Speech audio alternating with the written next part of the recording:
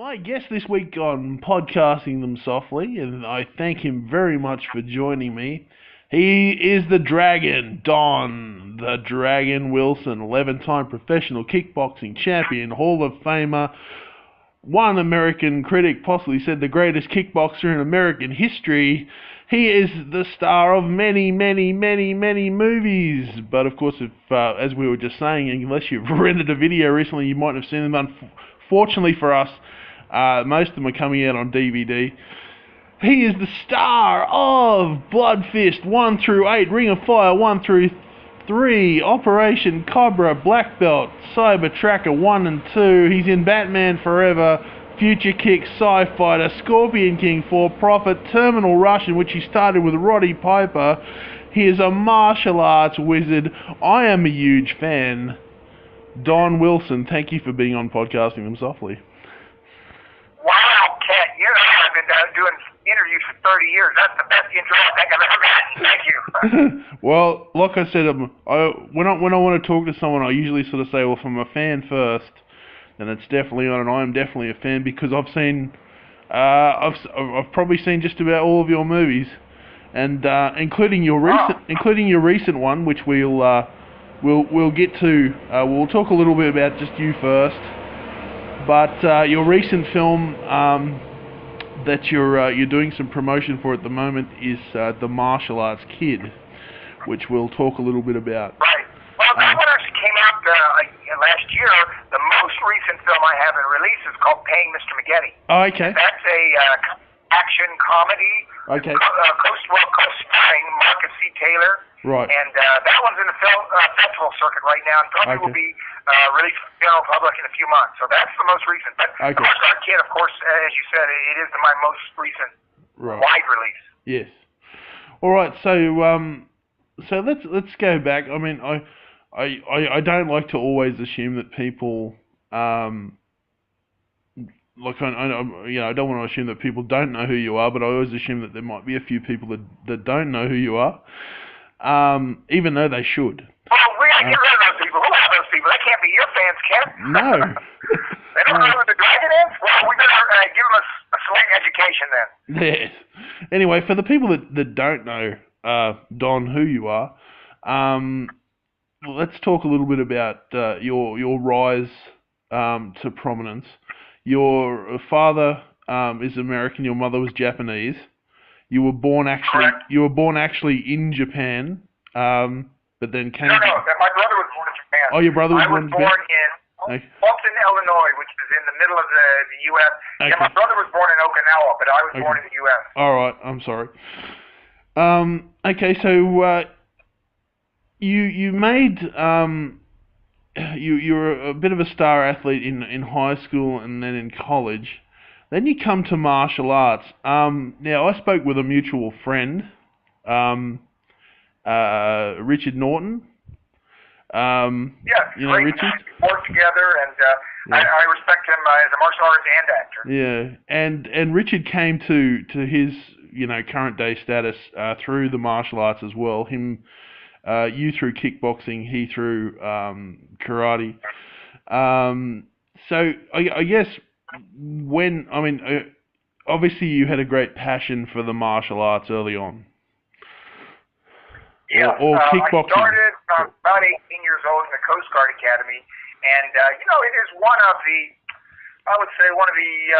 activities that you can do for the rest of your life. It's not like I played football in college. Well, how do you continue playing football when you're my age? I'm 63. Don't play football anymore. It's done. That part of your life is over. Right. But I can go to a gym and a martial arts school, and I can still practice martial arts, and I can still do that. So it's something you can do your whole life. That's the main difference between martial arts and any other sport. Yes. And so basically, I mean, as Richard said as well, I mean, that basically carried you through into a film career. So what was it that someone saw? Was it were you fighting in a tournament or some sort of demonstration or something and said, hey, we need to put this guy on film? No, it wasn't anything like that. What happened was, in my career, there was a very famous martial artist Chuck Norris, who was a competitor, a fighter, who went into the film industry. Bruce Lee put him in a film, and after that, he started his own career as an actor. And Chuck would go to my fights, and we were relatively close. You know, he would go to the fights. We'd spend time together before and after.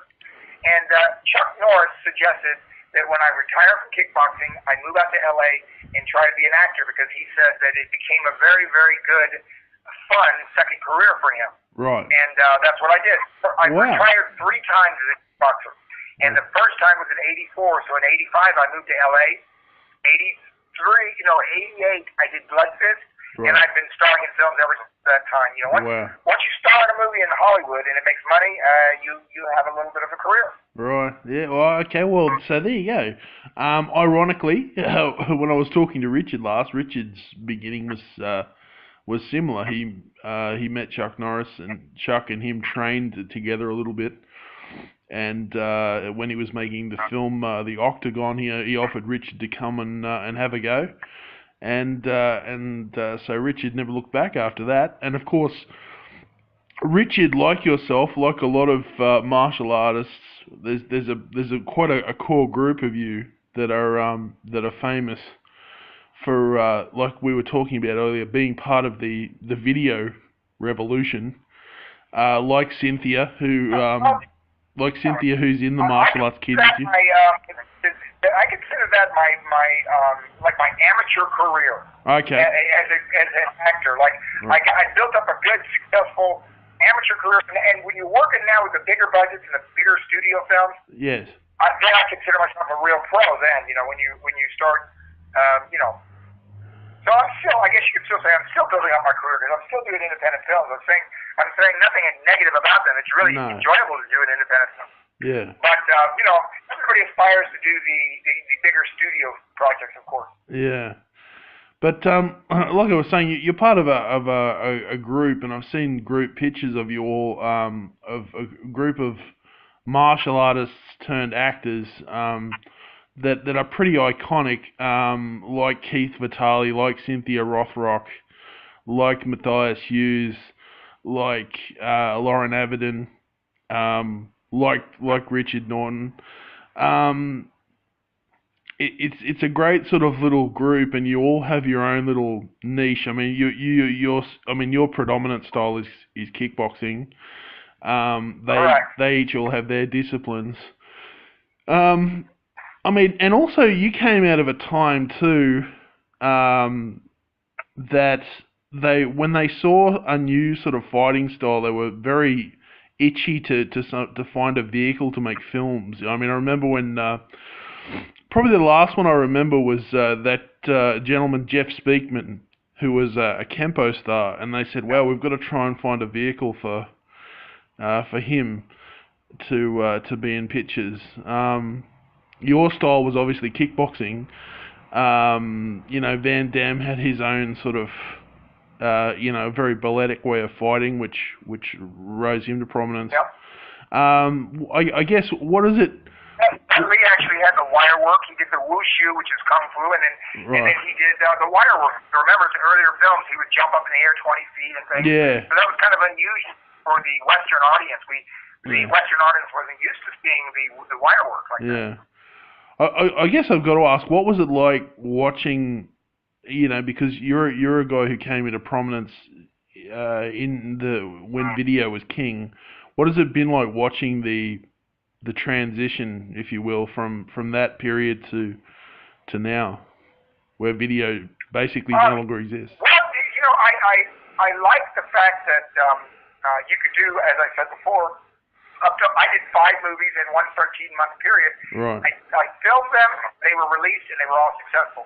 So when you can do 5 different movies, working with directors and actors and producers and things, all in 1 year, you're really getting experience. It's really great experience in the film industry. And so I think that, I look at my independent film career as a learning experience. I'm still learning. You never stop learning and trying to improve yourself, because the quality of the film has gone up. Yeah. The the old days in the 70s when they called martial arts films chop sake. I don't know if you remember that, but they used to make fun of them. They had bad scripts and pretty stiff acting, and the music was bad. The stories were bad. The movies were not of the quality they are today. Right. Today, I really believe, when you got Jackie Chan doing movies like Rush Hour that are grossing $200 million at the box office domestically in the U.S. alone, then a martial art action movie is now a legitimate A-film product, right? It's not just some funny Hong Kong thing. It has become a major genre of filmmaking, the martial art action film. And I was just lucky that I got there at the time the videos and all this revival of martial art action began in the 80s. I came to Hollywood right at that time. It was just luck. I rode the wave, as they say. Yeah. And like you were saying to me before, the job didn't sort of end after you finished a picture. You would then have to go out on the road and promote said picture. Is that right? Yes. Yes. As a matter of fact, it's not like they do. Even the big stars do that. They go on to, they used to David Letterman, Johnny Carson, I guess Jimmy Kimmel, and those kind of shows, and they talk about the film, about their experiences, and they promote the film, get interest up for the film. Now, for me, since my films were direct-to-video, they weren't basically for the box office, my promotions would be to go all across the country, to take a month off, really, and fly to 2 and 3 cities a day, and do it for a month to inform all the video distributors about the film, tell them about it, and get them excited about selling it. Because basically the job was for the distributors to sell the films to the retailers. Right. There were 30,000 retailers, people that own video stores, and then those people would promote the films to their customers, which is my audience, and then they get rented. So it was a different kind of animal. Instead of trying to get people to go into the movie theaters, my purpose in marketing the films, as I said, for a month for each film, was to get the distributors to sell the film to the retailers so that my fans could then rent the films later. Right. So it's kind of it's all business, and it's not the creative part of the filmmaking, but it is a business. We're not making these movies and hanging them on cellar walls. We're making the movies for people to see. Yes. If they don't see them, you wouldn't last long as an actor. No. And I still have, I still proudly have in my little vault of VHS tapes, I still have all of my Bloodfist movies. Just when I was just sort of putting my notes together, I can't believe I said, wow, he did 8 of them. I couldn't remember all 8 of them, but a lot of your films I'm still hanging on to. The videotapes are in relatively good condition. But I've got to ask, when you were going sort of through what to do next, was there a particular, because you did a little bit of everything that had, obviously they all had martial arts in them. They wouldn't be calling me up. I tell people. Yeah, but standard thing for me was, but there's whenever stuff. I go to the wardroom there's stuff that's like. But there's stuff like there's straight up sort of martial arts, your martial arts films, and there's kind of, police thriller sort of, and then there's a bit of science fiction-y type of stuff like that. Was there? You call it boss. You don't want a film to depend just on people who like to see martial arts. They call it martial arts action. Well, then you get the action fans. You have chase scenes, shootouts, explosions, and things. So you do martial art action is what I did. And then I would cross genres even further and I've done martial arts against a vampire, just like Wesley did with Blade. Right. I've done martial arts against a robot. It's kind of like me versus Terminator. That was the Cyber Tracker series, if you ever saw that one. Yeah. So you cross the genres to get the bigger audience. And I have done that. I have done that most of my career. I'm always looking for scripts because that's what the job is, Once you start films, I don't audition. I don't remember when last time I auditioned for anything. Right. If they wanted to like an actor, watch one of my movies. You watch me for 90 minutes and see if I'm good enough to be in the movie. Right. So what I do is I get offered scripts and roles, and I have to look at the whole package. Like, what other stars are going to be in it, who's the director, what's the budget, what kind of movies is this company that's approaching me, what kind of movies have they made in the past. So to keep your business going, to keep viable as an actor in Hollywood, there's still a lot of work for me. But I don't go out and audition and just try to get jobs. Right. It's about picking the right roles. And believe me, as many right things as I've done, Ken, I've made big mistakes. And I've turned down things that should have been, I have a friend of mine that turned down the main role in the movie, and that movie, I know I really probably shouldn't mention it, but that movie won the Oscar that year. Okay, and he turned down the role. Wow. One of the 2 lead roles. Okay. They asked him to play the bad guy, and he said no. Wow. Yeah. And that movie won the Oscar. So you know what? I've not made that mistake yet. Okay. There's not an Oscar. I was offered the movie, the lead in the movie won the Oscars, and I turned it down. No, I can't say that. But okay. But I can say I've made some mistakes as far as picking and choosing what projects you say yes and no to. Right. Yeah.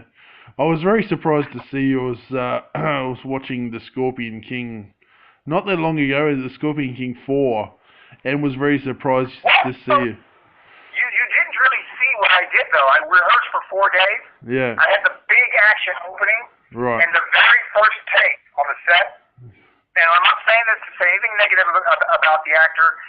Victor Webster's a great guy. Right. And very safe. But the first take, he stabbed me right through my calf, and it went into my shin bone. The point of the sword went right into the bone. Yeah. And they pulled it out, blood was everywhere, and I went to the hospital. So that was it. They cut the whole scene. Right. So you really didn't see me in The Scorpion King. They paid me. I was in Romania Right. for 4 days of rehearsal. So if you watch the movie, you see I'm in there for 1 second. Yeah. 1 second, I start the fight, and then it's over because he stabbed me in that scene. We never shot.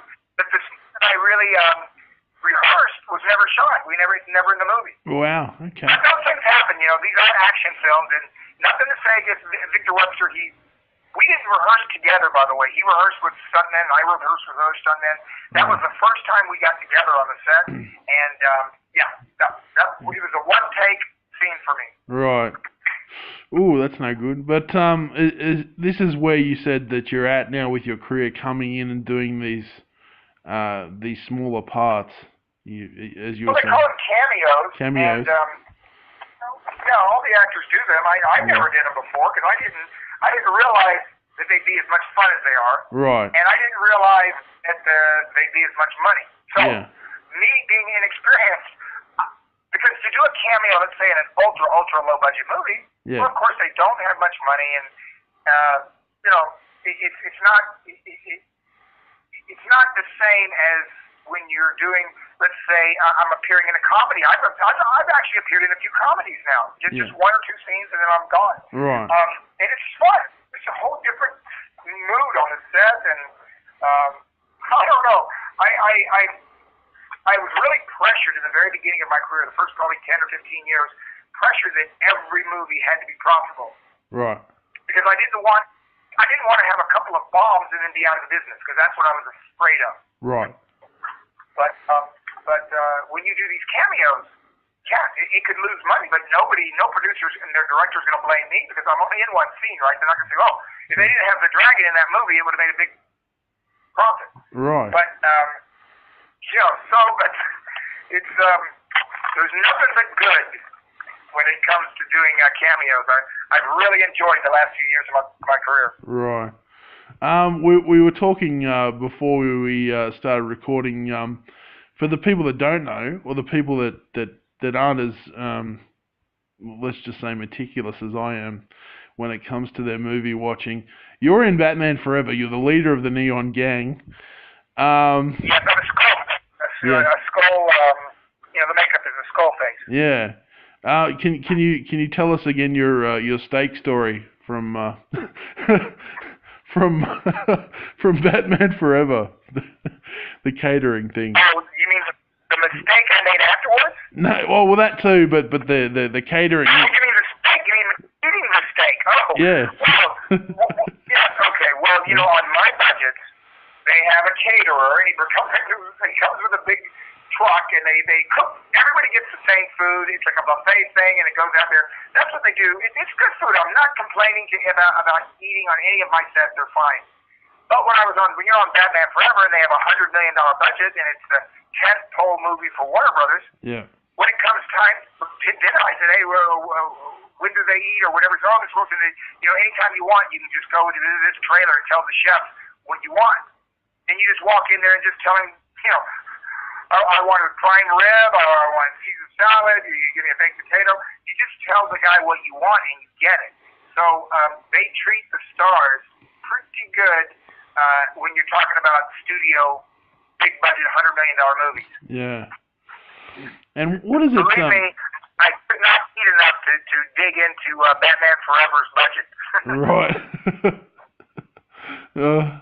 I was gonna say, what did you go and request? Did you request the steak, or just a sandwich or something? Or? No, we've been talking about it. I'm like 99% sure that's what I got. Okay, you got the steak. Okay, excellent. That was a long time ago, and right. But you work long hours on the film industry. That's one of the things I don't know the general public realizes, but the minimum time you're on a set is 12 hours. Wow. And we always go overtime. Right. Always. They never finish scenes faster than they planned them. Right. Something usually goes wrong. If it can go wrong, it will, and you're delayed, and you're there, and they reschedule and add another day, and you work overtime, and it's I'm not complaining though. Nobody should ever complain, because if you're working in the show business, you're getting paid well. Yeah. And I mean, minimum wage, nobody be doing it. That's true. But when you were doing, the films that made you famous, and then you go and do like a big, like you said, $100 million movie, you go and do like a little bit on $100 million movie. Did you ever kind of look around, that set and think, what it would be like to be? I'm not saying that I'm not trying to. Yeah, I'm not trying to minimize the star that you are, because you are a star. But I mean, if you had done like every human being should look at their goals. Yeah. The goal is not just stay in the same place I am. Yeah. The goal is to get to this level. And one guy that definitely did it before me was Jackie Chan. I think we mentioned him before. Yeah. Jackie Chan used to do lower budget movies than I've ever done. He did these Hong Kong movies. Yeah. Where they didn't pay the people anything. There's no union, there's no SAG, and there's no these really ultra low budget Hong Kong movies. Yeah. Well, it only took Rush Hour to turn him into a $15 million film actor. Yes. So you never know. The Dragon, one day I might cross that studio line and he starred in that big budget movie. But of course, that is a goal. And I think it's good to aspire to do bigger and better things. Sure. It's not just about the money that goes into my pocket, because I tell you, I cannot complain about the money I've made in the last 30 years as an actor. I'm not complaining about it. No. I really appreciate it, and I was pretty much poor most of my life as a kickboxer. Wasn't big money in kickboxing. No. But I will say I lived pretty comfortably as a film actor in Hollywood. Yeah. And but I aspire to do better films, and that's why my main focus is on moving ahead in my career with bigger and better films. Yeah. I mean, not just bank account, in other words. Right. But I mean, not that I was trying to disparage the star that you are, because you are a huge star. I mean, your credits, all of those films speak for themselves. That's a legacy. That's not like a list of movies. That's a legacy. Well, you know what? Film festivals have been giving me lifetime achievement awards already, and I don't feel like my life is done yet. Oh, you're not ready for that? No, but I've gotten lifetime achievement awards at film festivals already. Right. Because I guess 30 years and starring in 30 films, they figure, well, that's a career. Yeah. Because really modern stars, even modern action stars, I doubt we'll see the longevity that you and some of your peers of the period will see. Yeah, well, you know what? Not everybody is maybe they didn't want to keep working and keep a Hollywood career going. But like you mentioned, my phone went off. Sorry about that. You're right. I've got several different phones in this office. But Cynthia Rothrock and I, we worked together in several films, and she does her other films. And as you said, Richard Norton started with Chuck Norris. So Richard started actually starring in martial art movies before me. Yeah. He's got a longer career than mine. And I have several projects I'd like to use Richard for right now. So I'm hoping to work with Richard again. We worked together in Cyber Tracker and Redemption. Right, and he was great in both of them. And I'm looking forward to working with him. So I still look at it as a current career. So it's not. I'm not looking at, when am I going to retire? Even though the Screen Actors Guild, I've been in the Screen Actors Guild since '85. Right. And they've already said I can collect unemployment, or not unemployment, I can collect retirement right now. Right. And I'm 63. Right. But you only get partial. When you wait to 65, you get it all. So I'm just going to wait to 65. But do you think, does anything in this conversation sound like I'm ready to retire? Don, it sounds like, mate, Don, it sounds like you're just as on fire as you've always been. I strongly doubt that you're going to kick up the heels anytime soon. I want to do like Liam Neeson and do the ex-CIA agent who's somebody who's stupid enough to kidnap his daughter. I mean, that'd be a great character for me. Yeah, I want to see you do I want to see you come back as. Man on Fire. Did you ever see Man on Fire with Denzel Washington? Yeah. Something. That's the kind of character I can identify with. Something like that, or maybe if they, because we're in the era of a lot of remakes. If they did like a remake of one of your video classics, but you. Well, people are talking about a reboot of Bloodfist. People have asked me about it, and I don't know, Roger Corman might be up for it. He did reboots before. Yeah. Where they take the similar character and storyline, and then they do a modern version of it. Yeah. But this time you play more of a mentor than someone else or something. So there are other things I can do to capitalize off what I've already done. Yeah, because I think what would be cool is you doing like a martial arts movie that's kind of like the martial arts version of Unforgiven, where like you're the of course, that's great. Where you're the old the older wiser fighter. Yeah. Used to be something, and then I get called back for one more job for some reason. Yeah, something like that. That'd be really cool to see you do something like that. Yeah. Well, you know what? It's all about the script. Yeah. Because if somebody was to approach me with a script like that, I could pitch it to producers. Right. And because everybody, it's kind of a Hollywood joke, Kent, that every cab driver has a script. Oh, right. Right. But the truth is, people do have scripts out here, but not every script is good. No. Right. Usually, I tell people. I have to work on many of the scripts I've done because they're kind of like rushed. It's not like I get offered the best scripts in town. Right. The best scripts in town are being shuffled to Brad Pitt, Tom Cruise, George Clooney, Arnold Schwarzenegger. I mean, the top scripts get picked up by big agencies and they get sharp shots to big stars. Right. Now, below that line of top scripts is another group, and I'm not saying anything bad about the movies I've done. I've had a few scripts I consider very good.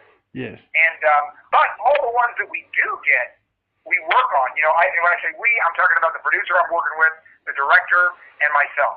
Right. We try to improve them. We work on the characters. We work on the relationships, the dialogue, and we have to adjust them based on the budgets that we're shooting them.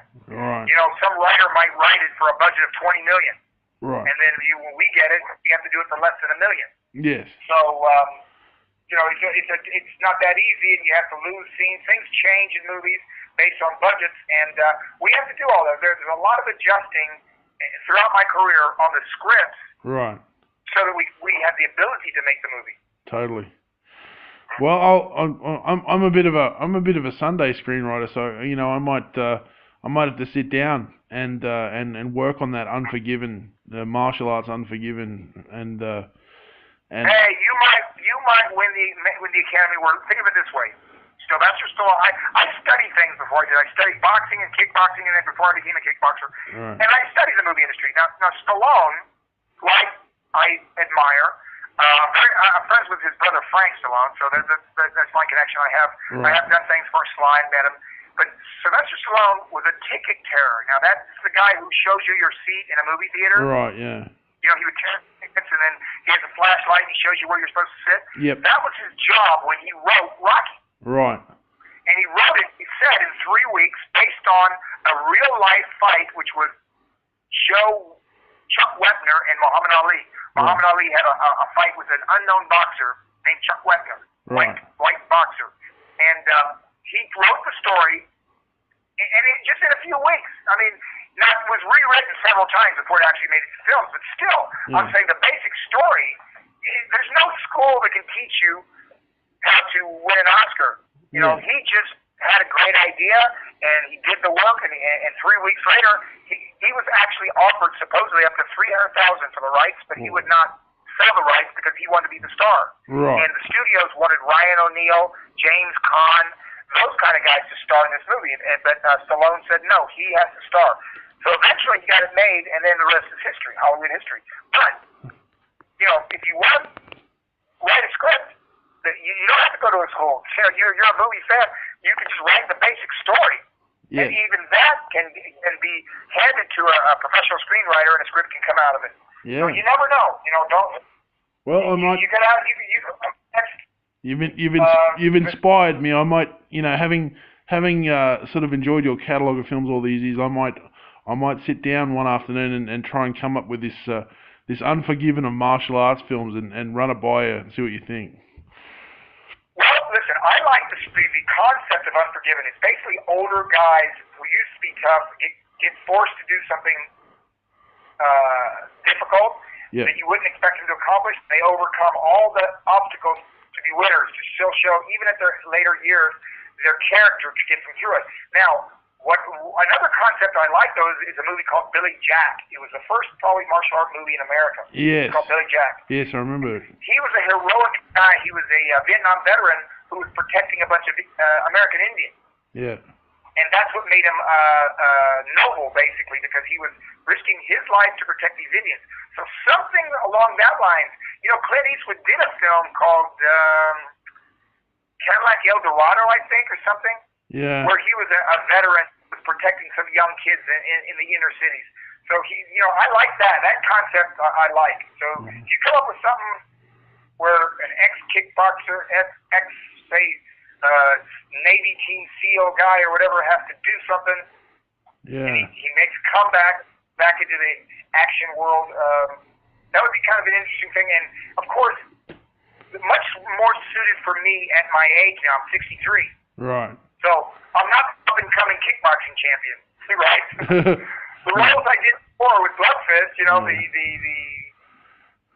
character is I played I would be the mentor in that movie, right? I'd be the bad guy, the trainer. Right. But but anyway, I'll keep it in mind, and I'll have a bit of a scribble, and now that I've got your number. I got my contact information, and you can always be sent email, so it's no problem. In other words, if it doesn't happen, you and I have no excuse. Okay, that's true. Anyway, we better talk a little bit about the Martial Arts Kid, which is the film that's out there now, starring yourself. It's available right now. Go to Amazon. Anybody in any country can go to Amazon. You can digitally download it for a few dollars, and then you can own it if you want it. If you owning it, you get a lot of added stuff. You know, you got the interviews and voiceovers by me and Cynthia, the director and the producer, and there's a lot more information and there's deleted scenes. Yeah. You know, so there's a lot more stuff on the DVD. But if you just want to watch the movies, I think Amazon pay a small fee, and you can digitally download it. Yeah, and of course it stars you and Cynthia Rothrock from the China O'Brien movie. She also worked a lot with Richard Norton as well. You're obviously good friends. She's also an accomplished martial artist in her own right. She was undefeated 5 years. She was what they call a forms competitor. Yes. And undefeated for 5 years. No one's ever done it since before or since her. She's the only one in martial arts history to do that. Wow. Yeah, I'm hoping to speak with Cynthia in regard to this film as well. So I look forward to that. But we won't give too much. Yeah, I believe she's in Switzerland. Yeah. So we won't give too much away about the film, but basically the storyline is I'm not going to say it's a rehash, but it's a kid who's a troubled teen or a troubled kid who's troubled teen who's uses through the martial arts he improves his life. That's basically in a nutshell. It's how a troubled teen, cleans up his act, turns himself around, and through the martial arts and his training, he becomes a better person, basically. And then there's always there's the evil martial arts school. It's very sort of Karate Kid in that aspect. There's because the truth is there are karate schools. Nowadays, what they call MMA schools. MMA, they teach people just how to fight. Yeah. Now, if you only teach people how to fight, and you don't teach them to respect everyone and to use it only for self-defense, if you don't drum it into their brains, what you're doing is you're creating potential for violence. Yeah. You've got to teach, discipline along with the martial art techniques. Yeah. Anyway, I'm gonna drop a little bit of a spoiler, but because I loved I loved this part near the end. Of course, the good martial artists and the bad martial artists, of course, square off at the end, and you've got and you've got a great line where you come up to the sort of the leader of the evil martial artists, and you've got this. I love it. Your great line. Thanks for setting this up. Give me a chance to brush the cobwebs off. Or something like that. Oh yeah. Well, you know what? You do the lines in the script as it's written, right? Yeah. You do it, and then sometimes when they see it afterwards in the editing room, they go, we're not working. Oh no, that's making it a funny thing, or no, that's too cocky, or your character comes off as a bad guy. So I didn't write the script, but I delivered the lines. I mean, I get credit for that, but I didn't write it, and then in the end, the director either leaves it in or not, so I can't take credit for it, but I did like it. I like that line because it shows that the truth is, real fighters like myself, going in the gym and working out is fun. Sparring is fun. Yeah. It's not like when I'm punching and kicking my sparring partners, we hate each other. No. Most people only throw a punch when they lose their temper, correct? I mean, most people. Yeah. But not real fighters. I was a real fighter, and my character, Uncle Glenn in that movie, was supposedly a retired kickboxing champion. Yeah. And so he kind of, in a way, he enjoyed the competition between the two. Yeah, because like you said again, like the positive, when you learn any martial arts and it's a positive thing, it's discipline. So you don't just throw a fist in anger. It's, like you said, it's for self-defense, but it's also learning self-respect and respect for other people. So it's not just about anger and fighting and busting heads and all that sort of stuff. Well, you know what? That movie was written by a non-martial artist, the writer. He was the director, Michael Baumgarten. But my brother was the producer, who's a lifelong martial artist, and he supervised the writing of the script. Right. So much of the teachings you see in the movie are actual martial art lessons. We did not want to do wax on, wax off. We even make a little fun of it, Right. He's waxing he's shining the car, and I make a comment, hey, you can wax on, wax off all you want. You're not going to be driving the car. We make a little fun of it because that's not real. If you watched Rocky, the first one, they gave Stallone needed footwork to beat Apollo Creed, so they got chicken and he chased the chicken around. Yeah. Well, you know what? I've been boxing and kickboxing. I fought for 28 years. I never chased any chickens. Right. Nobody does that. If you want to get footwork, you work on your footwork. You don't chase a chicken. Yeah. It's just a Hollywood movie. It looks fun in the movie, It looks fun. Yeah, but it's not realistic. It's that old-fashioned movie logic. Yeah. But yeah, this movie. Well, look, even in the original Karate Kid with Pat Morita and Ralph Macchio, yeah, he needed to get his blocking. He needed to be able to block these punches. Yeah. So he had him waxing a car, and he'd go wax on, wax off. Right. And it was supposed to be teaching him how to block. Right. Now, if that was true, all these guys washing and waxing my car would all be boxing champions, wouldn't they? That's true. Yeah. Yeah. And The kids washing down my car. the kids down at the car wash would be lethal. I say the kids down at the car wash would be lethal. Yeah. Yeah, because they do an awful lot of waxing and yeah. Wax on, wax off. You wouldn't be able to punch them if that helps you block punches. I tell you what, I painted a lot of fences when I was younger, so it didn't. Unfortunately, it didn't have the same effect for me.